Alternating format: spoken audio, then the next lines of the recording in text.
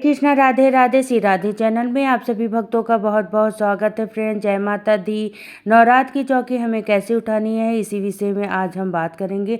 तो देखिए, चाहे आपने अष्टमी पर कन्या पूजन किया हो, चाहे आपने नवमी पर कन्या पूजन किया हो, चौकी तो वो दशमी तिथि के दिन ही उठानी है, क्योंकि माता रानी के पूरे 9 दिन तक हमें पूजा करनी होती है। नौमी तिथि को शाम तक हमें माता रानी को दोनों समय पूजा करनी रहती है, और दसवीं तिथि को सुबह सुबह हमें चौकी उठानी है। तो चौकी हमें कैसे उठाएंगे, चलिए एक बार देख लेते हैं। तो देखिए, माता रानी की चौकी उठाने के लिए सबसे पहले तो देखिए, जो हमने हवन किया था, आप यह सारी राख हवन की इकट्ठा भी कर सकते हैं, या रोजाना आप इनको पेड़ में पौधों में डाल सकते हैं। अगर इकट्ठा किया है तो आप इनका भूमि विसर्जन कर दीजिए, नहीं तो आप पौधों में डाल दीजिए। इसके साथ ही देखिए, जितने भी फूल पत्ती हमने इस्तेमाल किए थे पूजा में, वो सब हम इकट्ठा कर लेंगे। तो आप किसी भी टोकरी या किसी भी पात्र में आप इनको इकट्ठा कर लीजिए।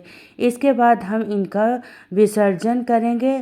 मैं भूमि विसर्जन करती हूँ, आप चाहें तो भूमि विसर्जन भी कर सकते हैं, नहीं तो आप किसी भी पेड़ पौधों में डाल सकते हैं।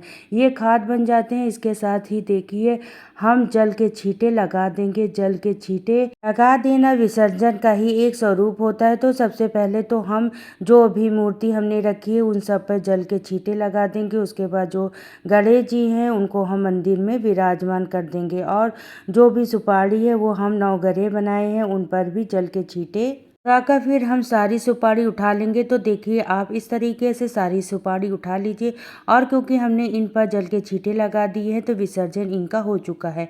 तो इसके बाद आप इन्हें दोबारा पूजा में यूज कर सकते हैं।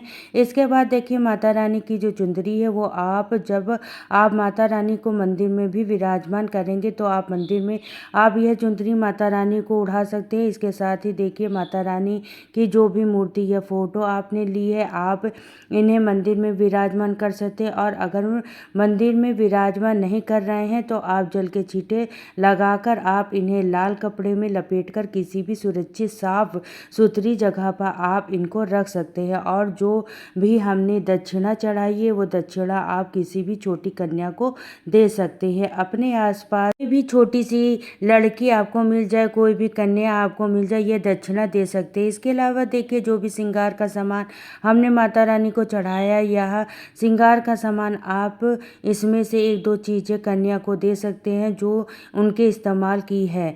1-2 सुहाग का सामान आप अपने पास भी रख सकते हैं, जैसे सिंदूर या 4 चूड़ियाँ रख लीजिए। इसके अलावा आप ये किसी भी सुहागन स्त्री को दान कर सकते हैं। अगर आपको लग रहा है कि कोई नहीं ले रहा है तो या नहीं लेगा, संशय हो, तो आप धोबिन को, मालिन को, किसी को भी दे सकते हैं। ये लोग बहुत अच्छे से यूज कर लेते हैं, तो आप मालिन या धोबिन को या दे सकते हैं या कुहानिन को भी दे सकते हैं। इसके बाद देखिए, आता है ज्वारों की।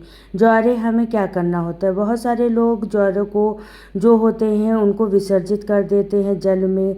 कुछ लोग पीपल के नीचे रखकर आ जाते हैं ज्वारे, तो आप ऐसा भी कर सकते हैं। वैसे देखिए, ज्वारे जो होते हैं ना, ये प्रसाद स्वरूप होते हैं, माता रानी की पूजा में इस्तेमाल होते हैं, ये प्रसाद स्वरूप होते हैं। तो आप इनको बहुत ही लोग ना इनका जूस जैसे काट कर और जूस बनाकर और इसे प्रसाद स्वरूप ग्रहण कर लेते हैं, क्योंकि ज्वारे का जो जूस होता है वो बहुत ही फ़ायदेमंद होता है। तो आप ऐसा भी कर सकते हैं, या फिर आप इनको किसी भी गमले में रख सकते हैं, बाहर किसी पेड़ के नीचे रख के आना है, पीपल के नीचे रख के आना मुझे तो ठीक नहीं लगता है, बाकी आपकी मर्जी है।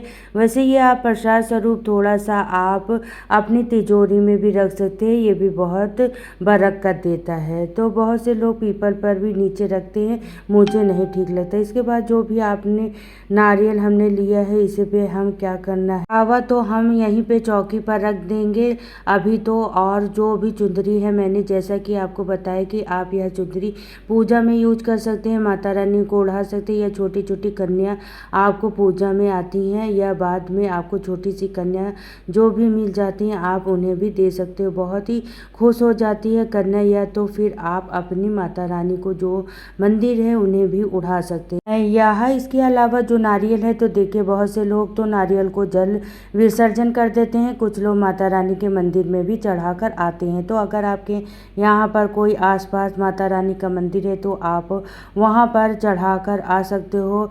इसके अलावा हमारे यहाँ पर नारियल को काट कर प्रसाद स्वरूप बांट दिया जाता है। किसी किसी यहाँ पर अष्टमी के दिन जो कन्या पूजन होता है तो कन्या पूजन के समय ही इस नारियल को काट कर कन्या को सबको प्रसाद स्वरूप बांट दिया जाता है। तो हमारे यहाँ पर तो इसका प्रसाद बना लिया जाता है। इसके बाद देखिए कलश के ऊपर जो भी आपने मिट्टी का अगर ढक्कन लगाया है तो इसको आप पूजा में धुल के दोबारा से यूज कर सकते हैं। हवन वगैरह छोटी सी अग्यारी बनाने के लिए इसे यूज कर सकते हैं। और इसके बाद देखिए जो भी हमने फूल इकट्ठे किए थे वो सारे कलावे जो भी हमने यूज किया था वो सब फूल पत्ती यूज किए थे वो सब हम एक जगह इकट्ठा कर लेंगे। उसके बाद देखिए हम एक गड्ढा कर लेंगे खाली ज़मीन में, तो वहाँ पर गड्ढा कर लेंगे। नहीं तो आप गमले में भी थोड़ी सी मिट्टी निकाल कर फिर ये सारी चीज़ें हम इसमें डाल देंगे। आपने जो भी हवन किया था पूरे 9 दिनों तक वो राख भी आप इन्हें इकट्ठा करके आप इसमें डाल सकते हैं। और इसको आप दोबारा भी मिट्टी से ढक दीजिए जो कि भूमि विसर्जन हो जाएगा। मुझे भूमि विसर्जन ठीक लगता है। जल विसर्जन करने से मुझे लगता है कि जल प्रदूषण होता है। हमें अपनी प्रकृति को किसी भी तरह से हानि नहीं पहुंचानी चाहिए। भूमि विसर्जन से कोई हानि नहीं होती, भूमि और ज़्यादा उपजाऊ होती है। तो इसलिए मैं तो भूमि विसर्जन कर देती हूँ। इसके बाद देखिए कलश में जो बचा हुआ है वो बहुत ही कम बचता था, इसलिए अब कि मैंने ये वाला कलश लिया है। मिट्टी का जो कलश होता है उसमें पानी बहुत ही कम बचा रहता है, क्योंकि मिट्टी के कलश जो होती है वो जल सोखते हैं।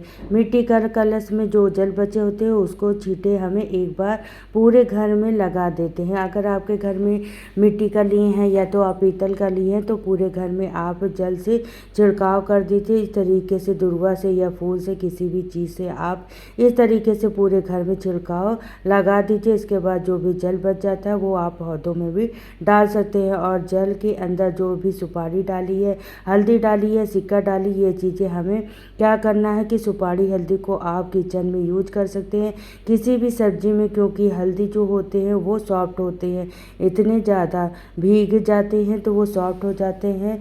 लेकिन इसको सिलबट्टे या किसी मिक्सी में आप बहुत अच्छे से पीस जाएगा। तो आप सुपारी को पूजा भी यूज कर लीजिए, हल्दी को सब्जी में यूज कर सकते हैं। लेकिन जिस सब्जी में भी आप यह हल्दी यूज करेंगे उसमें प्याज लहसुन बिल्कुल नहीं डालना है। और सिक्के को आप अपने पास रख लीजिए, बहुत ही शुभ रहता है ये सिक्का। आपके अलावा जो भी चावल पूजा में यूज किए हैं आप इनको सबको इकट्ठा कर लीजिए। तो देखिए इस तरीके से हम सारे चावल इकट्ठा कर लेंगे और इस पर चावल को हम दान कर देंगे।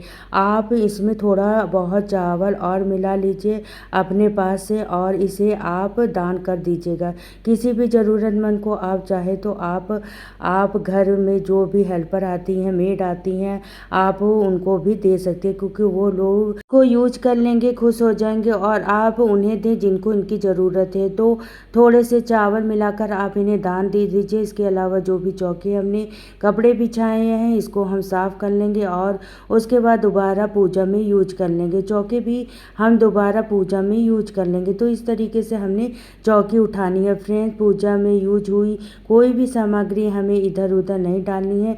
कोशिश करिए कि हर एक चीज़ को यूज किया जा सके, क्योंकि जो चीज़ें हमने पूजा में यूज की है वो बहुत ही पवित्र होती है। तो इन चीज़ों को हमें इधर उधर नहीं डालना है। सभी चीज़ों का हमें क्या करना है ये मैंने विस्तार से बता दिया है। अगर आपको ये वीडियो पसंद आई हो तो वीडियो को लाइक करना और चैनल को सब्सक्राइब कर लेना। देखने के लिए बहुत बहुत धन्यवाद। माँ भगवती की कृपा आप सभी पर बनी रहे। जय माता दी। राधे राधे।